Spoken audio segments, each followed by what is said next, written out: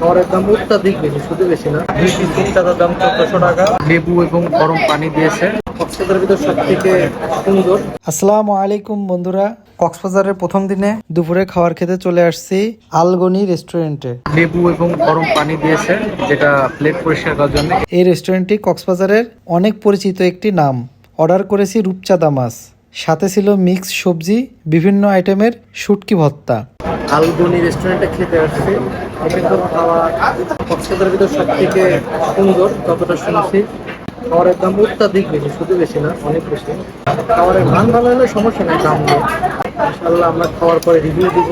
Quality ও quantity দুটি সত্যি বেশ ভালো ছিল, স্বাদেও ছিল সবার থেকে আলাদা। একটা বিষয় বলতেই হয়, রূপচাঁদা মাছের দামটা আমাদের কাছে একটু বেশিই মনে হয়েছে। প্রতি পিস রূপচাঁদা 700 টাকা করে পড়েছে। যাই হোক, প্রাইস একটু বেশি হলেও খাবারের মান ও পরিবেশটা বেশ ভালো ছিল। আমরা 3জন মিলে বেশ ভালোভাবেই খাবারটা উপভোগ করেছি।